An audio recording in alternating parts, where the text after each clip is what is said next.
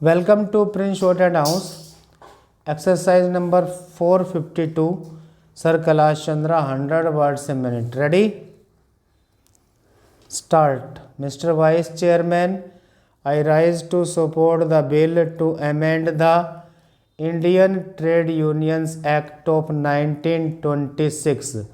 The Act of 1926 was an enabling act which only provided for the registration of trade unions and for their immunity from civil liability. It is well known that before that act came into being, trade unions were held liable for the losses suffered by industry during a strike. We in this country have not forgotten the famous case which preceded the 1926 Act. Since then, the Indian Trade Unions Act is one of the least amended acts. All that it provided was that you collect a small fee from 7 workers, fill in some forms, and get unions registered.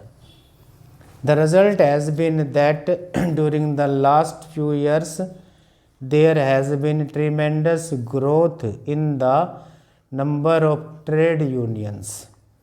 In UP, for example, today there are more than 1100 trade unions registered under the Indian Trade Unions Act.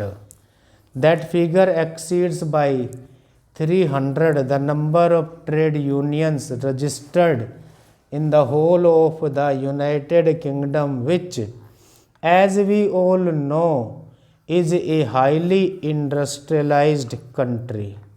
Sir, it is time that we took certain steps to strengthen trade unions, to see that we have industrial unions representing the entire force of workers employed in particular industries rather than have mushroom growth of unions which get registered this year and disappear next year.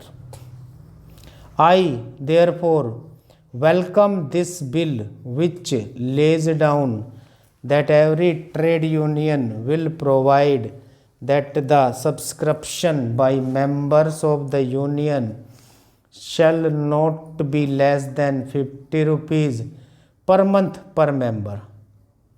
This, as has been said, is a part of the code of conduct agreed to by all the trade unions. We have, during the last few months, heard a great deal of argument about the implementation of the tripartite agreement in respect of minimum wages.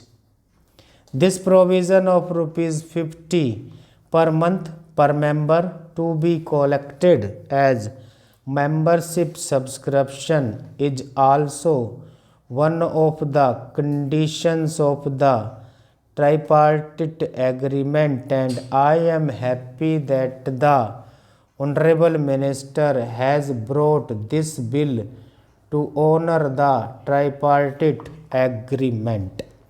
Trade unions are supposed to provide certain services to their members.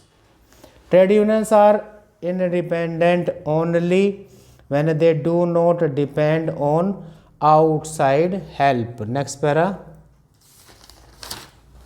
It is therefore absolutely necessary that trade unions should charge from members a minimum of rupees 50 per year as membership subscription.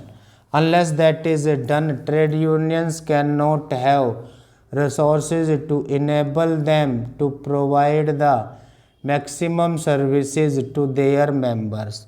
We have seen that the infiltration of trade unions by political parties infiltration of whole-timers of political parties into trade unions does not help them.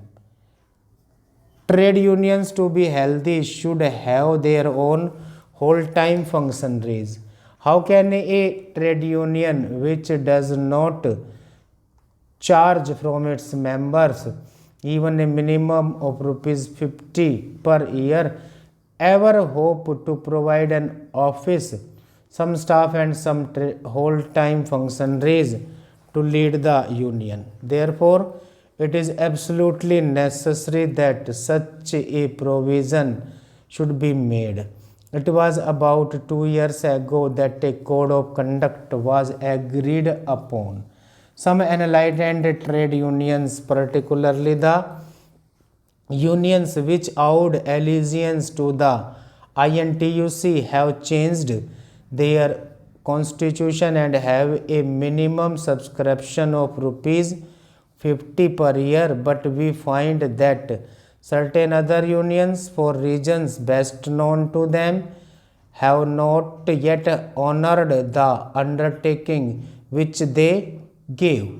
It is therefore absolutely necessary that the law should make it compulsory for a registered trade union to have that minimum subscription. The provision giving certain powers to additional and deputy registrars is also very necessary. The Act as it is provides for the appointment of only one registrar of trade unions in each state. In big states like UP, people have to travel 500 kilometers in order to meet the registrar or to approach his office. In UP, all the functions of the Labor Department have been decentralized. There is a decentralized conciliation machinery. There is a decentralized machinery for the enforcement of the Minimum Wages Act, Factories Act and other labor legislations. But because of the fact that only one registrar is provided by law, this function has not been decentralized. The growth of healthy trade unions is necessary and the law should give it every facility. It is therefore necessary that additional and deputy registrars should be given some power under the law so that the function of registration of trade unions can also be decentralized wherever it is necessary. My honorable friend from Andhra has said a great deal about the registrar's power of inspection and he seems to object to the provision relating to the inspection of records of trade unions by the registrar of trade unions. I am unable to understand this objection. Trade unions are open organizations whose membership is open to all who work in the industry. Stop.